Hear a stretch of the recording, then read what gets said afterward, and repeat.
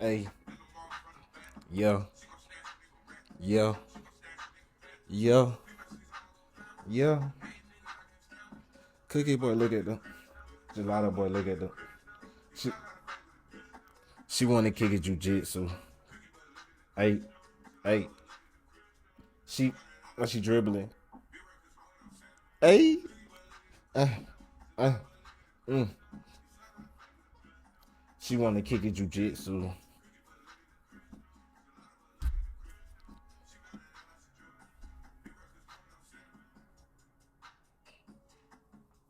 Hey, hey, hey, hey. Mm, mm. Yeah, crystals. Crystals. Where my phone at, man? Where's my phone at? I was just trying to turn myself up, man. But how y'all doing today on this lovely Friday? Lovely Friday. Lovely, lovely, lovely Friday. I don't need any more copyrights than what I'm already getting. It's your boy Dolo J, man, and I want to welcome y'all back to the Kicking It Dolo podcast.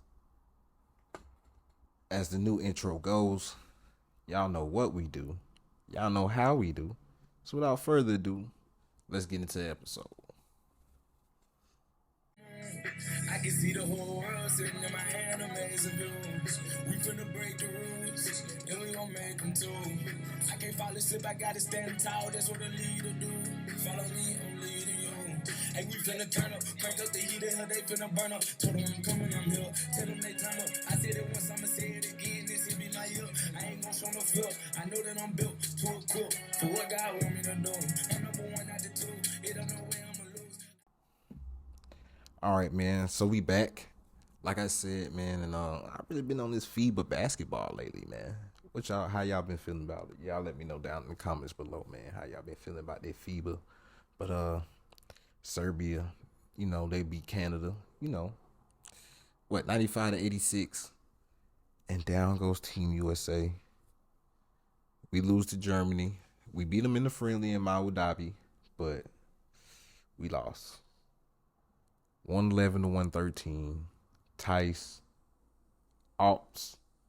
I hope I'm pronouncing that correctly. And Franz Wagner, man. Them boys were going off and doing their thing. Tice had 21 points, like 7 rebounds. Wagner had like 22 points. Ops or Ops or I really, if I'm saying your name wrong, bro, I really, I don't mean no harm by it. My apologies. But their shooter, man, he was hitting them like him, him, him, him. You know what? I'll play the clips for y'all, man. That was just going off, bro. And Team USA, we couldn't get stops. They was also hunting out Reeves, like in the Lithuania game and previous games before. Now Reeves, he was doing his thing. He was getting some buckets. He had 15 points. I think no, he had 20. 20. He had 21. Excuse me. And Edwards led the way with 23 points. Brunson had 16 points. Bridges had 15 points. But Team USA again, man, not really get. They got out to kind of a slow start, but they weathered the storm and came back. But they just never played their best brand of basketball, bro. So I don't know what's going on with them. They still have the chance to earn a medal. They'll be playing Canada in the bronze medal game. A lot of people thought that was going to be the gold medal game. Me especially. I can very much say that I underestimated the European teams, but then again, what American hasn't underestimated the European teams? They said Jokic wasn't gonna be nothing. They said Doncic wasn't gonna really too much amount of much. They down to Dirk and Peja Stojakovic and other foreign guys, Manu Ginobili, Tony Parker. The list goes on. It's a plethora of names that came from overseas that a lot of people just they didn't really have high hopes for them or really expect them to do or have the type of careers that they had. But again, Europeans proving an American wrong. I can add my name to the list. I'm not, exempt from it.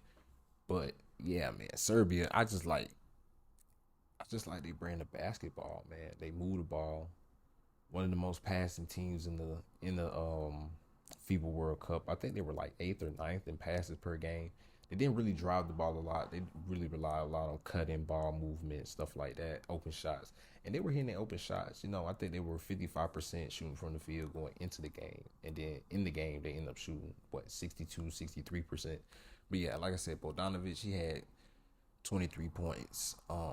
Duprich, he had 16 points. And Nikola Meltonov, I hope I'm pronouncing that correctly. He had 16 points, and also Goodrich had 12 points as well. But I just like the way they play basketball, bro. A lot of ball movement, a lot of player movement, good screens, hard cuts to the basket. Bogdanovic, obviously is their best player, given the fact that Nikola Jokic decided to sit out, given the fact he did just win the NBA championship. So I can understand that. Jamal Murray did the same thing for Team Canada. It would have been real interesting to see them two go at each other in this game, if they both did decide to play and the teams, made it to where they made it.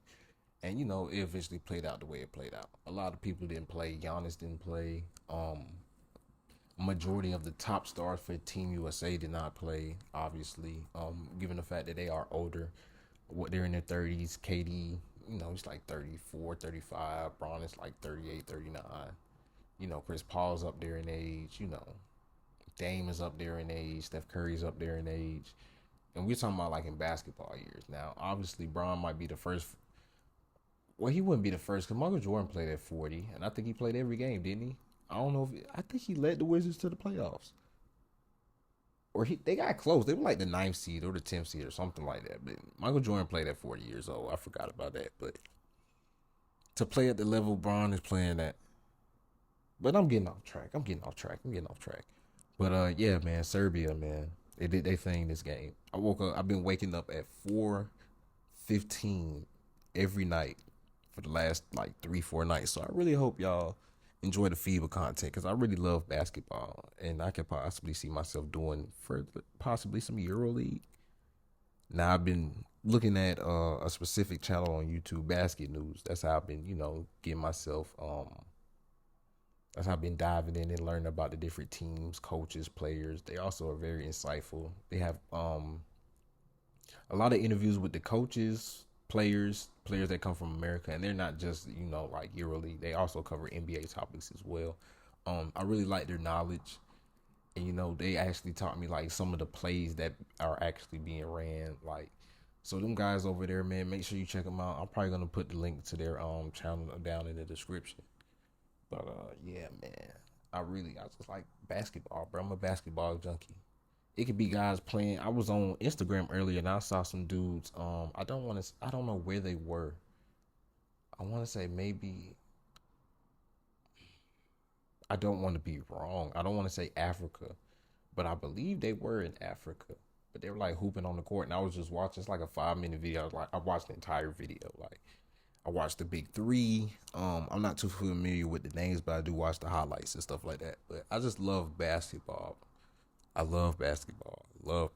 So I could definitely see myself getting into the EuroLeague, man.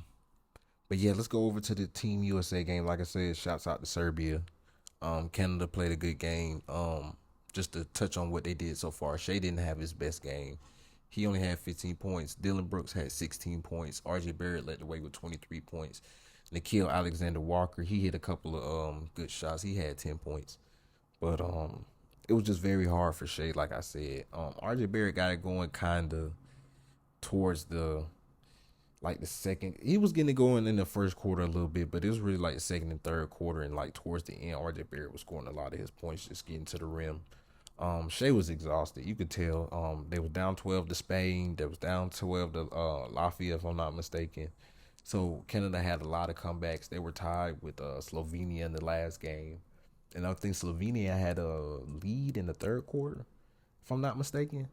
They had like a lead in the third quarter, and, Canada had to rally and come back. And, it just took a lot out of them, man. They've been playing medium basketball for at least, 2, maybe 3, maybe either 2 out of the last 3 days or 3 out of the last 4 days. Something in that range. Because they had to play Spain to get in, just to win their group, just to be, finish in second place in their group, just to get a chance to, but it's still going to be good. Their basketball is not over. Basketball is not over anyway. They're still going to have the 5th place game.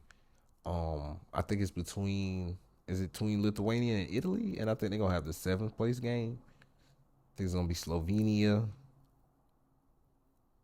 Slovenia versus somebody. I don't know. I've been up since like 3. I'm sorry, y'all, but yeah, man, it's gonna be real interesting to see what Canada does and also what Serbia does. But like I said, moving on to the USA game. Like I said, Daniel Tice, Franz Wagner, and Ops, man. Ops. OBST, he's their shooter for Germany. We already know Dennis Schroeder is basically like the lion's head of the team. You know, basically the top guy. You know, the leader, the ball handler, the main playmaker. Now they will run some of their offense through Franz sometimes, and Low. They say he went to Harvard, which is pretty cool. That we have an Ivy League player, you know, over there in Germany. And they said Germany plays the most similar basketball towards the United States, besides obviously Canada, of course. But Germany really did their thing in this game, man. Really did their thing in this game. USA, they were going blow for blow. Like, I really enjoyed this game. Usually I'll sit my phone down for like 2 or 3 minutes during the game, but this game I watched like the entire game. Team USA couldn't get a stop when it mattered. Turnovers. You know, it's a different game. You could tell a lot of the players just wasn't used to some certain rules throughout the whole tournament. It was one play. I want to say, was it Jared Jackson Jr.? He like slapped the backboard. Like normally in the NBA, that's not anything, but in FIBA, that's an automatic goaltend. Like that's basket interference basically. So that you could tip the ball on the rim, like when the ball's on the rim and it's rolling, like while it's still on the rim or above the rim, you can hit it, knock it off. What's a lot of things? Your pivot foot, it was another thing. Like Team USA got caught for a lot of travels throughout the tournament and lost a lot of possessions on this. Basically, like before your pivot foot comes up, you have to put the ball down. A lot of, you know, in the NBA, you know, they kind of let you get away with it, you know, bringing your pivot foot up as long as you bring the ball down. But yeah, man, it was very difficult for them to get used to the game. A lot of isolations, but you know, that's what we do over here. You know what I'm saying? That's the type of game we play over here. So, um, it's real hard for certain NBA players to, you know, adjust to the FIBA game, given the fact that these was a lot of their players, maybe their first year. Now maybe a couple players. I think Jalen Brunson. They said Jalen Brunson was like the under 19 team a couple of years back that took home a gold medal. So that's pretty interesting. But I don't know if a lot of the players from Team USA got the experience. But this is their first time experience. They still have a chance to go against Canada. We still get the dream matchup that we wanted to see. A lot of people from like, you know, USA, Canada wanting to see USA and Canada in the gold medal game, of course, but it's in the bronze medal game nonetheless. And we're gonna have Germany and Serbia. So who do I have winning? That's gonna be a very, very interesting, very interesting thing. Germany, of course, is I think the only team that's undefeated. Serbia's lost one game. I can't remember who they lost to, but they've only lost one game, so they're in the hunt as well. But Serbia's playing inspired basketball. I think one of their players in the first or second game, he got like bowled. He got elbowed so hard he had kidney damage and had to get his kidney removed. But I think he's still on the sidelines. So that just goes to show how physical the basketball is in the FIBA World Cup. Somebody lost a kidney, bro. A kidney. Like, imagine you coming up here and hooping for your country, and you get bowled so hard, bro, you lose a kidney. Not a little rib damage. You know what I'm saying? I understand like a fractured rib or something, bruised rib, little arm bruise, little stinger or something like that. This man lost a kidney, bro. So you don't. They playing inspired basketball, but Germany, you know, Germany does their thing, and they have some tall players, and a lot of their players, you know what I'm saying. I'm not gonna say a lot. They have a couple, like 5 NBA players. Schroeder, you got Daniel Tice, the Wagner brothers, Mo and Franz. Is it one more guy? I feel like there's one more guy on Germany. That's in the NBA. I don't know. Like I said, I've been up since like 3 o'clock, so excuse my brain fog. But They have a plethora of NBA players, and those guys are good. And also the guys that are not in the NBA are good role players. Like I said, the shooter had 24 points. He led the way, and he wasn't only just shooting the ball. He was also, dribble drive, getting to the paint, kicking it out, ball movement. That's what they do. Of course, shooters gonna dominate the ball most of the time, but we already know Germany was an extremely formidable opponent. Given the fact, like I said, we played them in the friendly earlier in Abu Dhabi, but we were down 15, and Edwards had to go like nuclear for us to win that game, and it was just a friendly. So we should already know the type of team and understood the type of team that we were facing. Steve Kerr said that they deserved to get a gold medal, but they just didn't get the job done. It's kind of interesting to see that I didn't see. It's two people from Team USA that did not play. It was Brandon Ingram. I don't want to say it was Walker Kessler. It's kind of interesting to not see them. I wonder will they be utilized more in the game against Canada. Also, Zach Edey, wasn't he the Iowa? See, I haven't watched college basketball in like 2, maybe 3 years. I think it might have been 4 actually. But I'm gonna try. I'm gonna get into it this season too. I'm gonna start bringing y'all coverage of more. I'm gonna start bringing y'all more collegiate coverage, man. I mean, like Dolo in his bag. He over here with this. He over here with that. He got the college basketball, the NBA. He got the Euro League going on. He got the NFL going on. He got the college football going on. The XFL, you know what I'm saying? The USFL. I'm gonna be in my bag, bro, for sure. I'm gonna hold myself to that. But yeah, man. Who do I have winning the gold medal game? I wouldn't be surprised if either team won, but I think, oh man, I don't know. Serbia. I think I'm gonna go with Serbia. I got Serbia beating Germany by 2. I think it's gonna be like, I can see it being like a 95-97 type game, something like that, something like that. But yeah. So now we're gonna move on to the NFL. Of course, everybody's talking about how Pat Mahomes and the Chiefs did not get it done against the Lions last night. Um, of course, they don't have their two, top targets from last season. Travis Kelce obviously had an ACL injury. They're trying to say that, he's going to be fine. He's just going to miss some time. McCole Hardman has left the team. I did not know he went to the New York Jets. That's something I found out right before this episode. So, yeah. It was gonna be very hard, and they still had a chance to win. Now, the Lions, they played inspired football. They did. Josh Reynolds played a good game. Goff played a good game when it mattered. The run game came through when they mattered. The defense was good. CJ Gardner Johnson was all over. Like, it's like you could tell he had a vendetta this game. Like, I lost to y'all in the Super Bowl. We got y'all week 1. You ain't got Kelsey or Hartman. You know what I'm saying? Juju Smith-Schuster is gone. You know what I'm saying? They got a lot of guys that's not in the position that they're normally in. Scott Moore had to step up. Kadarius Toney. He had to prove why they went and traded for him and got him from the Giants. And he dropped a couple of passes.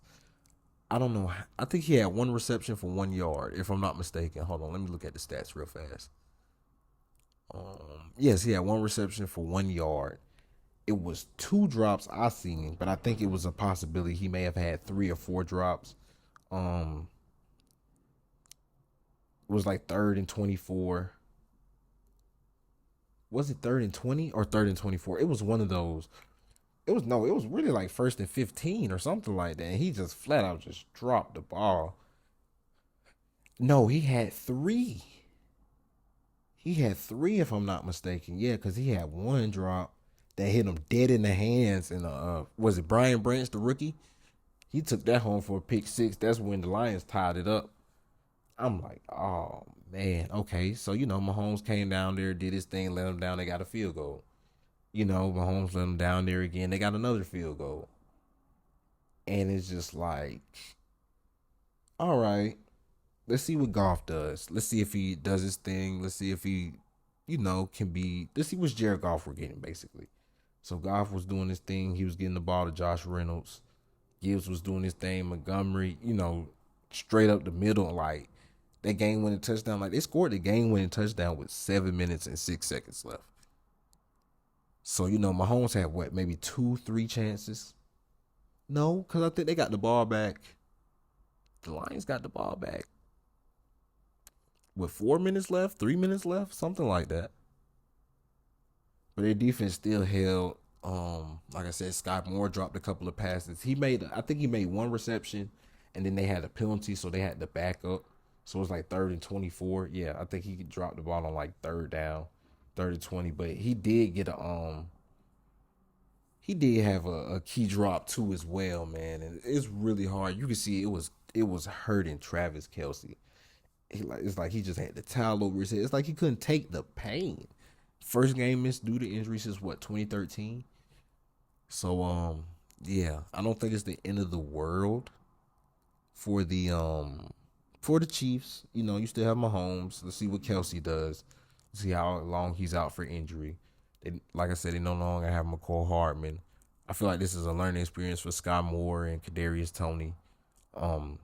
Definitely a heartbreaker for sure, given the fact that they definitely still could have converted.